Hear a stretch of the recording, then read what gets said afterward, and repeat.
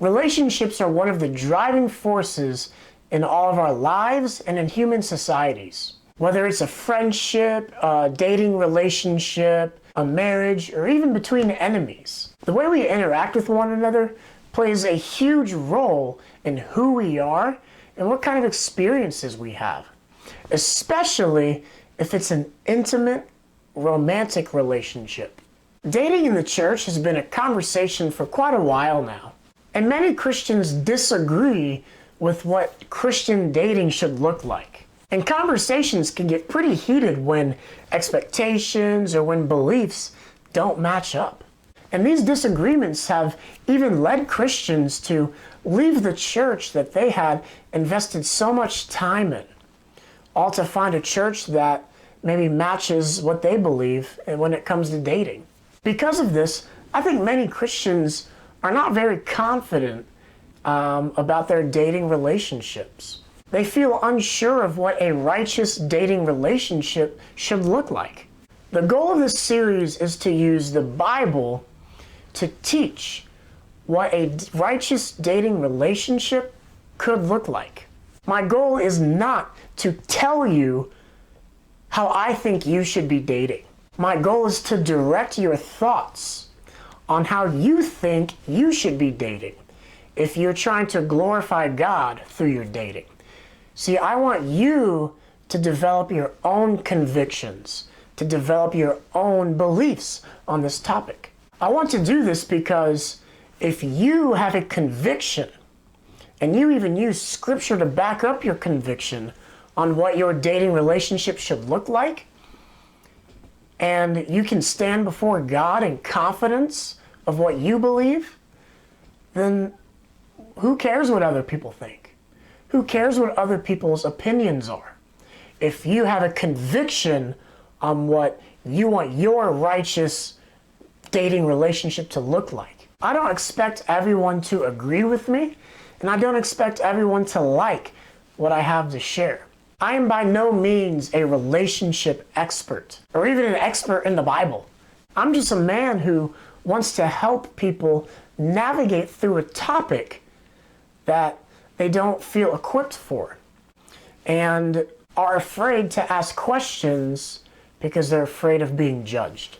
Now, as a side note, this series is not about casual dating or encouragement dates.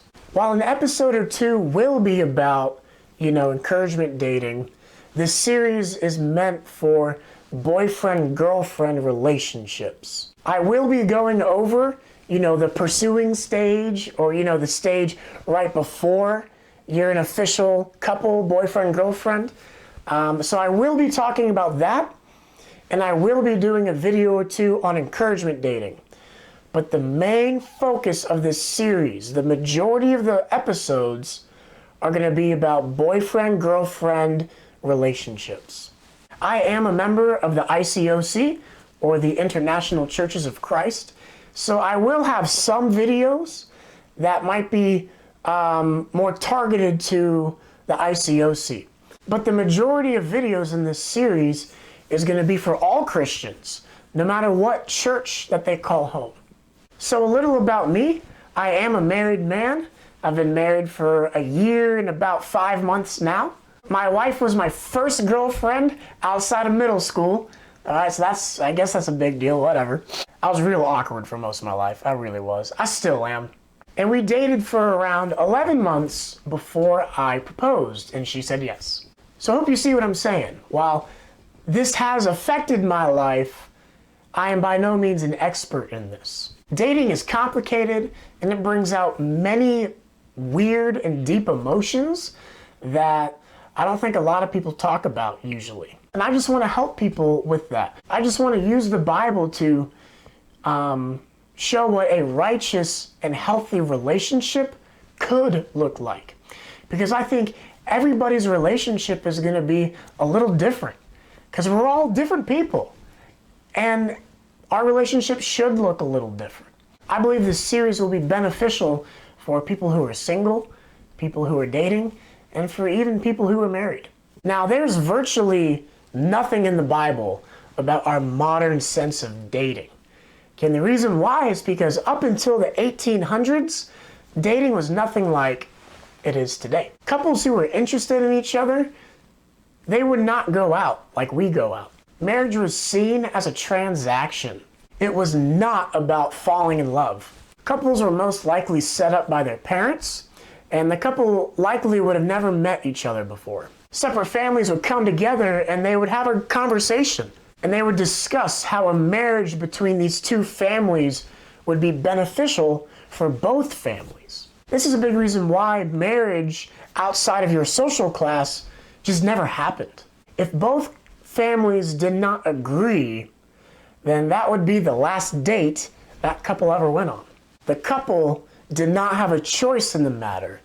It was their father's choice. And this is how marriages were done during biblical times as well. So no wonder the Bible doesn't say much about how to date in our modern way. You know, in fact, I actually think God looks at our way of dating. I think he thinks it's stupid. I really do. And I'll talk more about that later in the series. However, that does not mean that we can't get guidance from the scriptures in how to date. See, the Bible is a book on relationships. You know, your relationship with friends, family, the relationship with your church, the relationship with neighbors, you know, your relationship with God. So a boyfriend-girlfriend relationship, it's exactly that. It's another relationship. So the question is, how does the Bible apply to our modern way of dating? That is what this series is about. The next two videos are going to be about what I believe should be the core foundation of any healthy, righteous relationship. So thank you for watching. I hope you find this series useful and helpful. If you have any questions that you would like answered during this series, please send me an email or leave a comment below, and I would love to answer questions. I'm making this series for you.